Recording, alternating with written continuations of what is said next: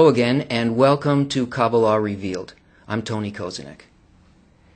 Because Kabbalah deals with the connection that a person has to the upper forces, to the spiritual, to the Creator, it's generally thought of as being a religion. Now, it's not a religion, but it's associated that way because religious people believe in the existence of the Creator. They have a kind of a relationship with the Creator through prayer. And they also do things, actions that they feel, that they are assured by their tradition, are what the Creator requires of them. And by doing these things, a relationship of closeness is built in the context of religion. So, if they have all these things, a relationship, the existence of the Creator, actions to bring them closer, well, what else could there possibly be than that? Well, really, there isn't more than that. It's just a question of how that is done, the paradigm in which that occurs. Kabbalah is not a religion. It's a method. It's actually a science. It's a way of establishing a direct relationship with the Creator. And it uses similar components as the religious approach does, but its paradigm is completely different. The difference comes in whether a person approaches these very same elements with the goal of internality or externality. And Kabbalah describes a process that is considered to be internality.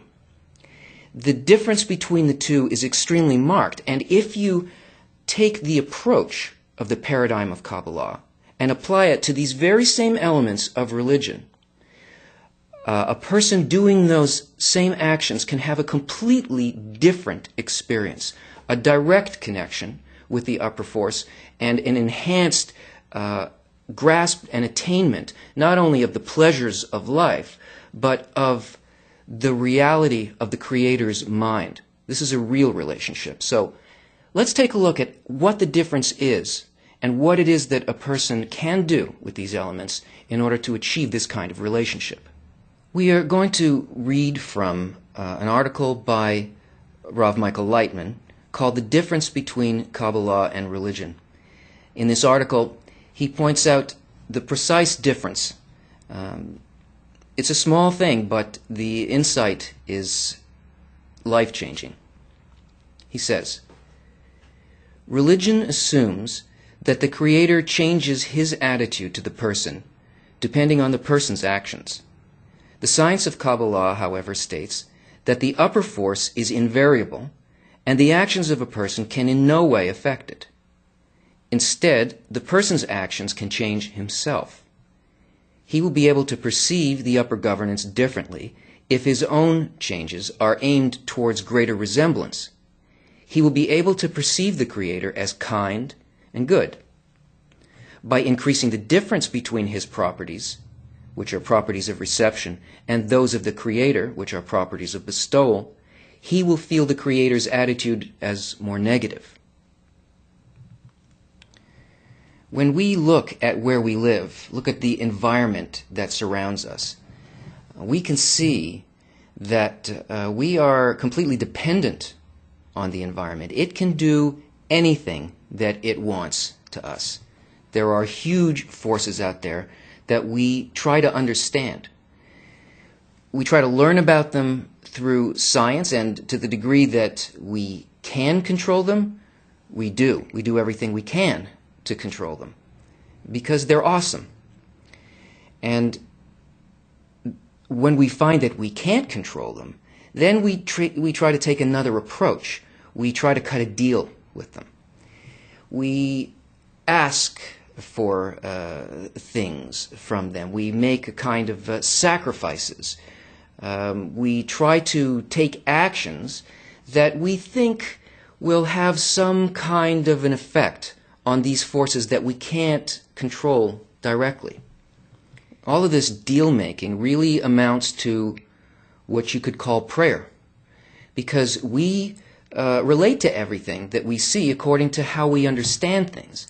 And we believe that nature responds like we do. That is, if we do something nice to a person, that person will probably do something nice back to us. This is how we see things out of our nature. This is a quality of our egoism. And because of this, we look at the laws of nature that we don't understand, and we suppose that the law of nature also acts egoistically. If I do something good to it, it will do something good to me. That's because we're egoists, and everything that we see appears to us in that form. So we find ourselves trying to ameliorate situations in our lives and conditions against large forces by being nice to people, doing something in terms of charity, or helping animals, or doing something with society, and making personal sacrifices. And the hope is that we will get a good attitude returned to us from these hidden, awesome forces.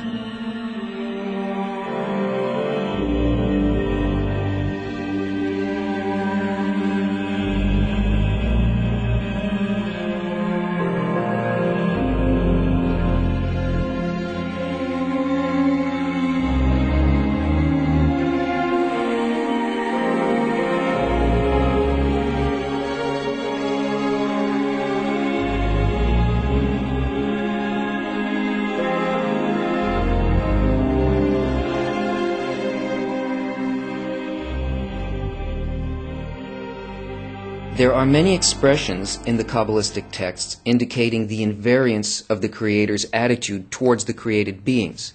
I do not change my name. He is good and bestows goodness upon his creatures, good and bad. The upper light is absolutely static. I'm sure you've seen these in scriptures and in prayers, and they seem really mysterious. What could this possibly be talking about? What it speaks about is that the quality of the Creator, this quality of bestowal, is not something that changes. It's not something that we can ask to change. And it always functions in exactly the same way, always doing exactly the same thing. It's what's called that the light is at rest. It's also what the meaning of Shabbat is. Shabbat is considered to be the highest connection with the highest state that a man can reach in this world and above this world, a connection with the world of Absolute. And this is considered to be a state of rest. What does rest mean? The light is at rest because it has a quality that never alters. It's always creating and caring for all of creation. It is a constant attitude of all-embracing love. So the Kabbalists who have exited their nature, their egoistic nature, their lower nature, and have penetrated into the spiritual world, tell us about this quality of constancy in the upper light. And they tell us that nature functions by a completely opposite idea to the one that we have when we try to cut deals with it. And we see that the upper force is one that doesn't change, nor does it need to change, because if it is constant, if it is bestowal, then it can't be bestowal sometimes and not other times, because then it's not bestowal. So it either is an upper force or it's not an upper force. And if, as all religions say, the Creator is good, then if we can't feel that that's so, then the problem is really with us and not with the upper force.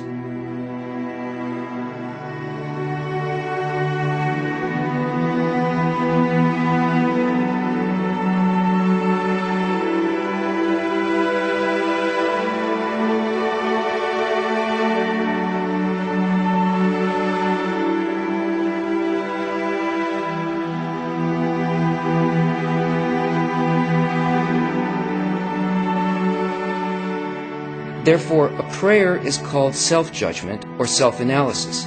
This is when a person does not appeal to the Creator, but judges himself instead and analyzes himself with regards to the upper invariable force. As the person changes, he corrects himself relative to the invariable and absolute Creator. This attitude towards himself and towards the Creator constitutes the difference between Kabbalah and religion. Even though religion calls for certain personal changes, religion is based on pleading with the Creator. In this world, religions are similar to the most ancient beliefs, which extensively practice bribing the upper forces of nature. So if we can't bribe him, what do we pray for? What do we call out to him for? We need to ask him to change us in such a way that we can understand him. We need to change our tools of perception and not ask that the Creator change his attitude towards us. We know this because of what the Kabbalists have brought us. Because this is not something that was created out of our nature, but comes from those who have exited that aspect of nature and brought us this idea in the books of Kabbalah. And of course, the Torah and our other scriptures are all part of Kabbalah. And this is why we say that these are the words of God, because they come from the level above the nature of man. And it's telling us to take a completely different, opposite attitude towards what it is that we request in our process of development. And that's why it's said that the rule of Torah is opposite to the rule of landlords. Torah is the upper light. Landlords is our nature, our egoistic nature. In the article he says, a conviction in the change of the Creator's attitude to the person leads to envy. Who is treated by the Creator with greater love, and who is more divinely chosen? It causes antagonism to arise, not only among people, but also between religions. The representatives of various confessions dispute whose prayers the Creator is inclined to answer more willingly. Let's look at this paradigm, this difference between Kabbalah and religion, this way. We see that in religion we have people in this world who believe in an upper force, the Creator. And there are events or forces, situations, that come to the people from this upper force. The upper force is responsible for everything in this conception. Now, these events are felt either as positive events or negative events by the people in this world. Now, when a person feels one of these events as negative, then he begins to take action as explained to him by the religious approach. He will make, one, actions that are determined to make an effect on the upper situation here, to change this experience from a negative to a positive. So he will do actions of charity, he will do actions of self-sacrifice, he will do things in his community, all in order to make an effect here, to get a good result. And he will also raise a request called prayer, depending on the mercy of the Lord, which he sees as expressed in the variance that he believes happens here in the Creator's attitude. In other words, the Creator is inconsistent. Sometimes he will do a good thing to me, and sometimes he will do a bad thing to me. And in this combination of actions that are taken, and this pleading, there will be an influence so that instead of getting this bad result or bad attitude from the Creator, it will be changed through these things to a positive one in the experience of the person making the request. So that means that the perception that the person has of the Creator plus the Creator's attitude is completely inconsistent. It's variable. It can either be positive or it can be negative. And really, here, the man does not discover anything about the actual nature of the Creator, because he is operating the entire system based on a governing principle that exists for him here, which is to experience only good. But that's good in terms of the definition of this guiding principle, which is egoism. That is, I don't want things to change here. I do not want to feel any bad things from the Creator. So I want my situation to remain the same, and I want the Creator's attitude to change around me while I receive a comfortable and good situation through this definition. Not only for me, I mean, maybe the person doesn't act outwardly, apparently as an egoist. They're not trying to act like an egoist. They may be concerned for their family, for their nation, for the ecosystem, but still, what they're trying to do is to get the Creator to change an attitude which is considered to be bad. In the Kabbalistic paradigm, we have exactly the same elements. We have a Creator, we have people in the world, and we have events affecting the people. Some of these events are felt by the Kabbalist as positive or negative.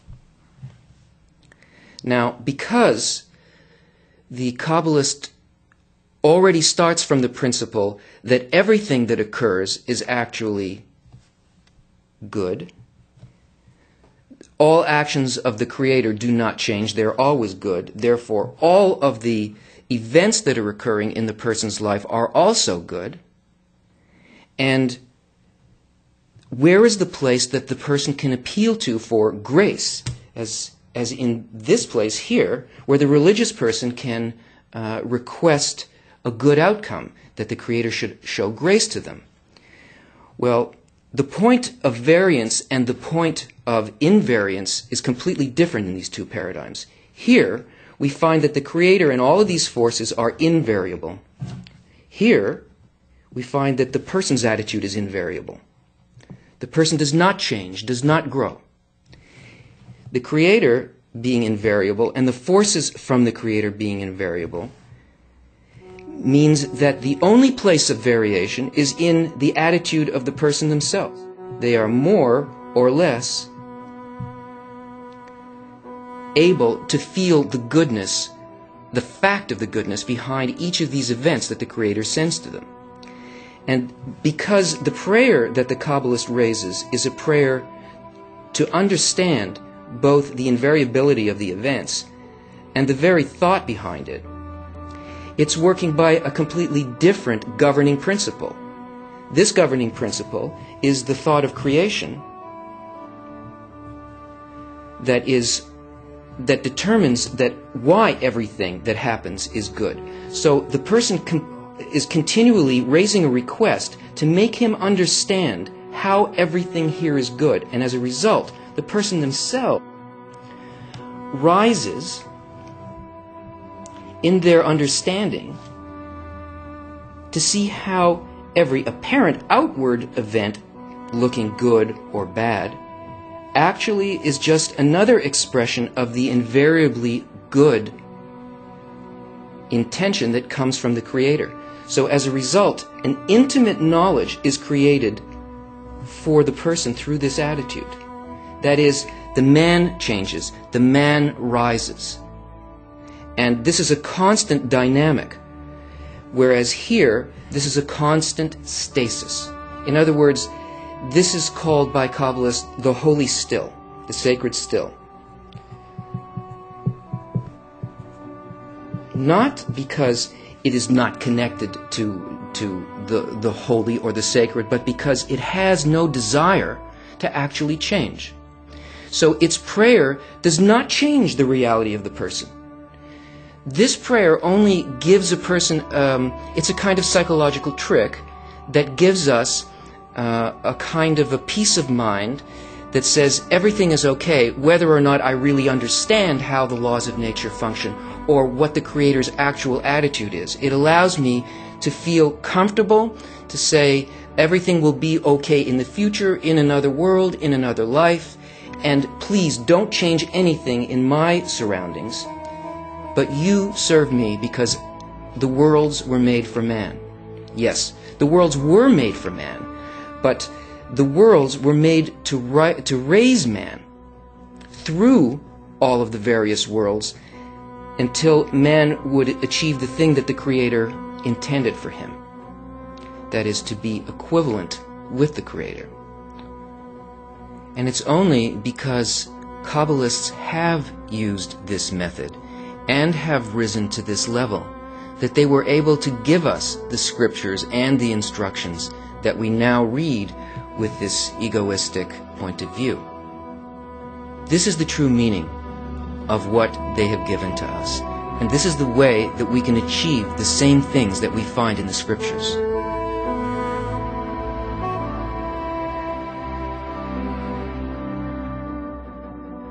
However, the Creator doesn't listen to the words that we utter, but instead reads the feelings in our hearts. Therefore, it's senseless to spend time and energy on uttering beautiful phrases that have no inner heartfelt meaning.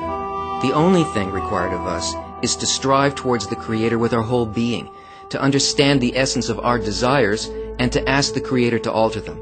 Most important, we should never stop communicating with the Creator. Join us again.